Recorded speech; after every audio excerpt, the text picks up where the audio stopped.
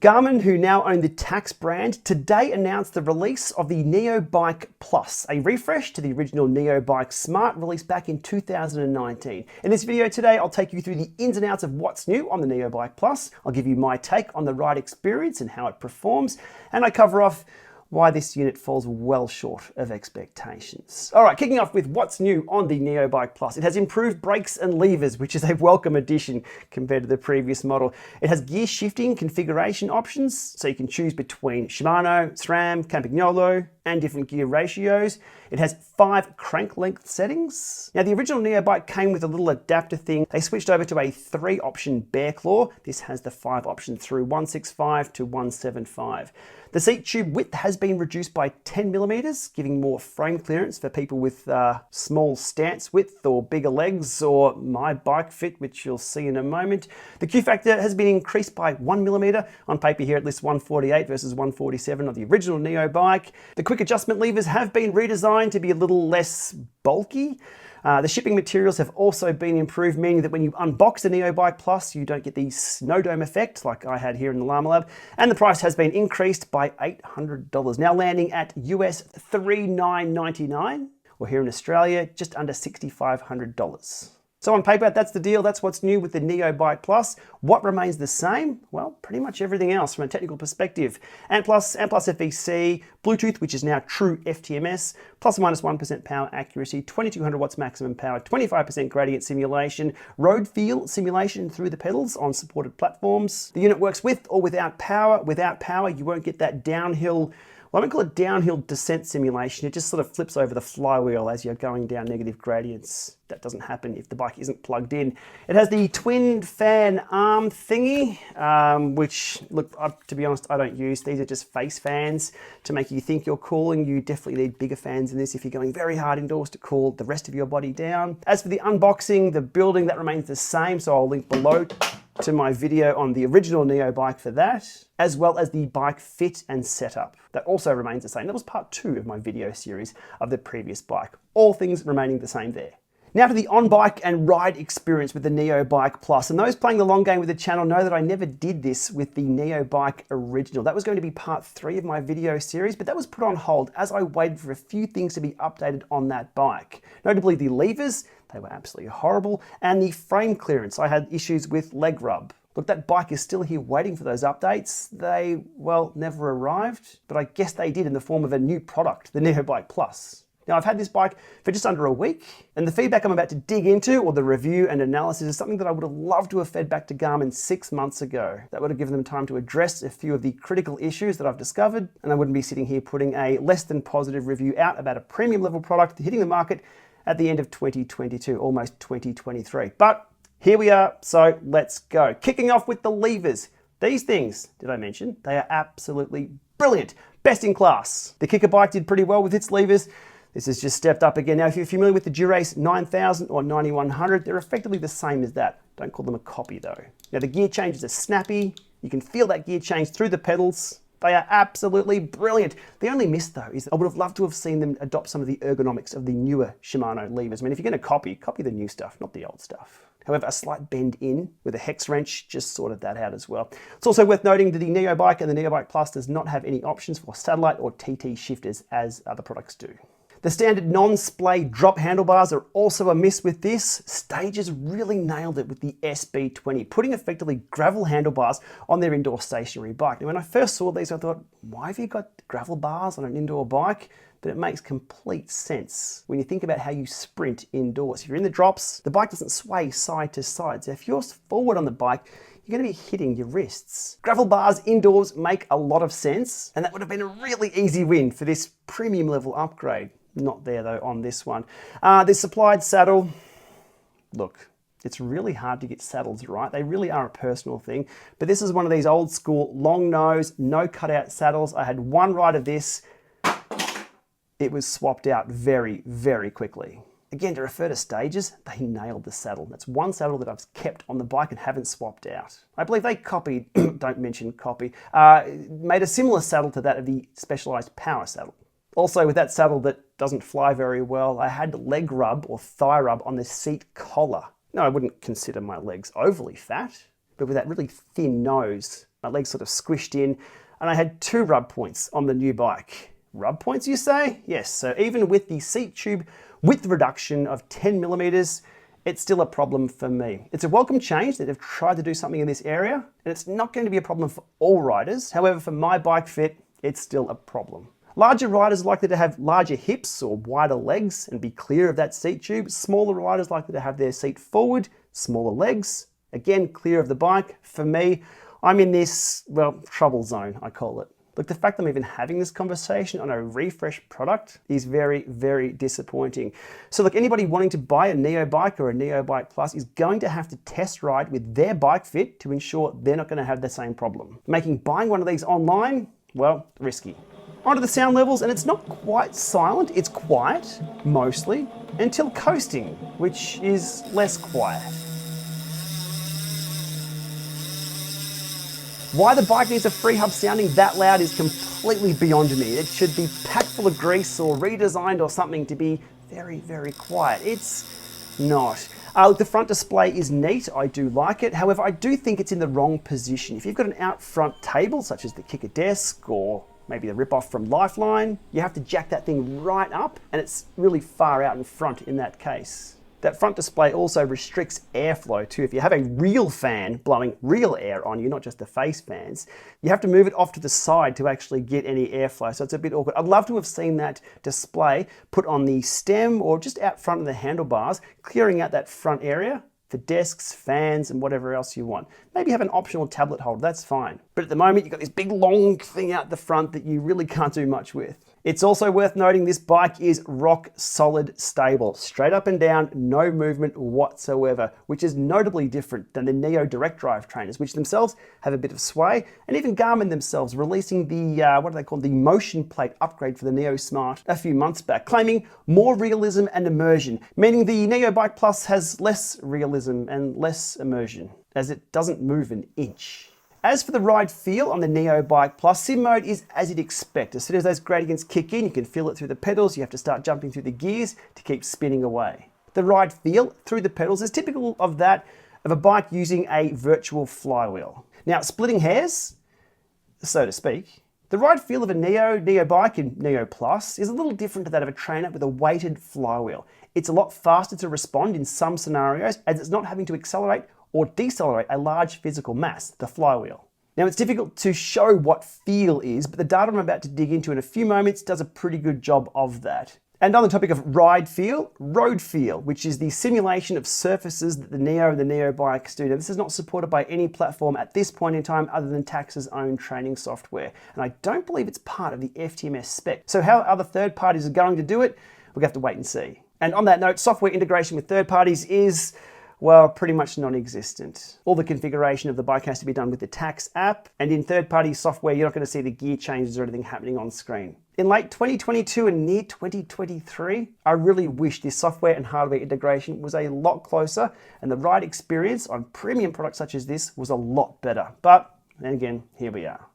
Now to the data analysis from the Neo Bike Plus. It's taken quite some time to quantify that ride experience, and I think these data sets do a pretty good job of what I was feeling on the bike and how it was responding. Okay, so the first test we've done here, well, the first test I'll bring up, I've done many tests, the Neo Bike Plus up against the Asioma Duos. This was done this morning. Standard Lama Lab test with quite a number of sprints. I'll tell you why there's a number of sprints in just a few moments. So just rolling along here at the start. And the first thing that's noticeable with the Neo Bike Plus is the power reporting lag. It's missing every single spike or acceleration. The purple being the Asioma Duos, it's missing a spike here, here, everywhere where there's a quick acceleration, the Neo Bike Plus is caught napping. Overall, the power though isn't too bad, 211 versus 212, but it's just laggy and almost over smoothed. Jumping into the 200 and 250 watt steady state, 20-minute block that I do, split in half, and I've done a lot of these in recent times with the trainers that have been coming to market. Now, what I'm seeing here what you can see as well is the amplitude of that graph is quite high on both sections. Now, erg mode does this. Humans are never perfect. You'll never be perfectly on that set point of say 200 or 250. You'll always be putting out a little bit more, a little bit less, and it's the trainer that will always be searching for that balance of trying to get you right in that zone. A lot of trainers will do erg mode smoothing or erg power smoothing, so they'll look like a flat line, and we can keep them honest by using a secondary or tertiary power source. On here, secondary power source being the Asioma Duo is quite responsive, but we're seeing that graph pop up quite high and drop down. Especially in the 250 watt zone here, you can see it jumping up to over 280 and well below 250. So here, 226. If you put smoothing on these graphs, it makes it look a lot better than what it actually is. As a reference point, TACX Neo 2T, exactly the same workout with the Asioma Duo Shis, and well, for here, it's never really popping below 240 or not much. There's a few sections here and here. Again, that's the human meat motor being inconsistent, but compare that to what we're seeing here. There's a lot of over and under happening on the Neo Bike Plus. Another reference point, the Wahoo Kicker 6, the oscillation differences there, we're looking at plus 10 watts and minus 10 watts throughout the 200 watts and probably a little bit more at the 250 watts, but not a lot more. It's a lot better looking than the experience I was having there. Now, this is not too dissimilar to what DC Rainmaker reported on the original Neo bike review that he did. He did a workout here, Cartwright, over on Trainer Road. Ray's conclusion there was the accuracy itself is good. The initial responsiveness on each set is normal, good as well. Well, on the Neo Bike Plus, I'm seeing the responsiveness being pretty bad. But Ray's comment here is what is not good though is the overall ability for erg mode to hold a given set point. It oscillates upwards of plus or minus 20 watts throughout the set, which is why you see this variation. Now, it's exactly what I'm seeing over here with the Neo Bike Plus 3 years down the track. Now, this is subjective. It does depend on how smooth the pedal stroke is, but I've been doing a lot of these tests, and I've got to say, the Neo Bike Plus in erg mode's probably one of the worst trainers I've ridden in a while. As a footnote, I also did the same workout as Ray did there, Cartwright. Here's the warm-up, which was a complete roller coaster. This is not smooth, this is 1 second data average. And into the ramp-ups as well. This was a set of Asioma Duos with SPD conversions. The power's a little bit off. Those pedals have taken a few rocks to the face. But we're seeing there the trainer is ramping up as it should, but the pedals are really, really squiggly, and I could feel that through the pedals. It was so evident that I actually did a little test while riding along. I didn't look at the power meters. I pedaled as smooth as I could. And when I felt the resistance drop out, I'd look down, and yes, the Asiomas were reporting lower than the set point. So I'd look back up again, pedal for a few seconds, and I could feel the resistance pour on. And I'd look down, and yes, it's well over the set point. I was accurate at knowing exactly what the trainer was doing. It was going over, under, more than any other trainer that I've ridden in recent times. The news doesn't get too much better with the sprints on the Neo Bike Plus. Two critical issues I've experienced with that. First of all, the sprint power reporting. Way too low. I could never push this much more than 1,000 watts. Now I'm pushing out between 1,100 and 1,250 in my sprints. I'm not a pure sprinter, but I can give it a bit of a kick when I need to. But the Neo Bike Plus wasn't kicking back. And that's consistent with every single sprint that I did on this trainer. Pretty much every sprint that I did on the Neo Bike Plus looked like this, and there were quite a few sprints that I did. It was just decapitating things. 892 maximum on the Neo Bike Plus. For Vero Asioma Duos, reporting 1207, 1243, and just not even in the ballpark, to be honest. As a reference point, here is the Neo 2T up against the Asioma Duo Shis. No decapitations happening there, that's okay. Kicker 6 up against the Asioma Duos. Again, I'd accept that. But the Neo Bike Plus, completely failing to report anything above 1,000 watts in a sprint. Big problem with the Neo Bike Plus. The second problem that I had with sprinting on the Neo Bike Plus was it wasn't quite virtual tire slip, which we experienced with the earlier versions of the Neos before the 2T came out. I'd call this almost virtual tire skip. I'd start a big sprint, I'd get on top of the gear, and then the resistance would let go almost too much too quickly. Not quite spinning the wheel out, but if you've ever sprinted outside and skipped a rear wheel, that's pretty much what was happening with the bike. Now, things always don't go to plan in the Lama Lab, but I take them in my stride. I'm pretty chilled. Is that? An absolute piece of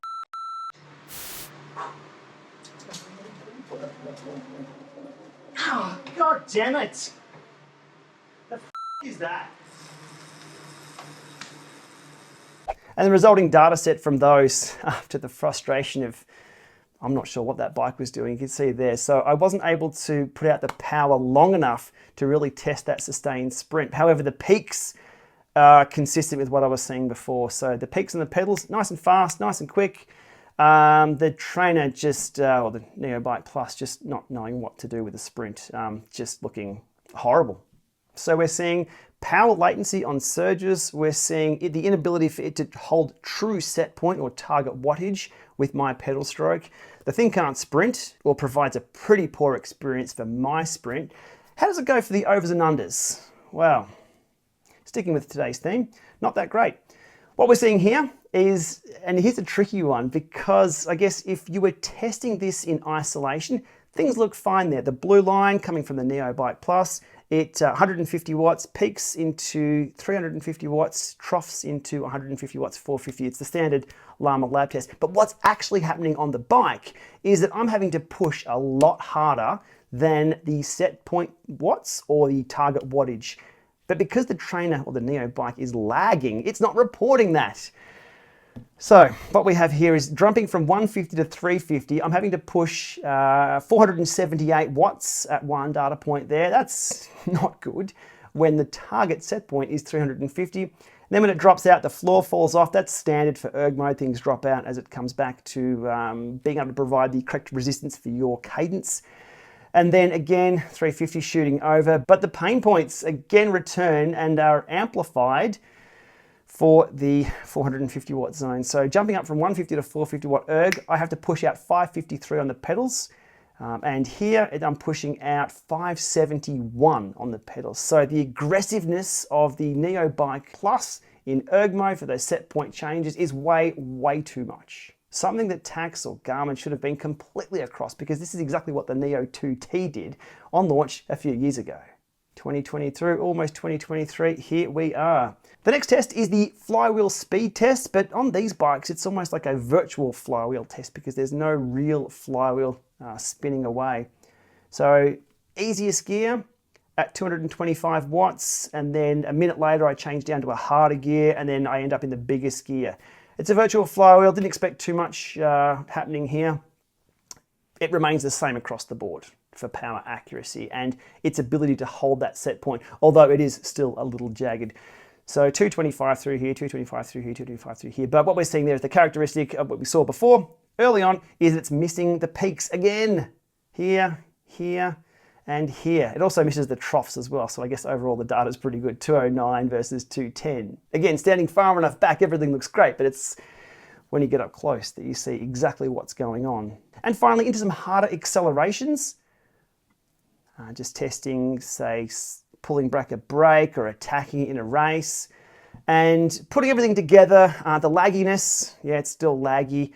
It missing the peaks when I really push the pedals, yeah, it's missing the peaks there again. This thing's just performing very, very poorly when you look close at exactly what's going on.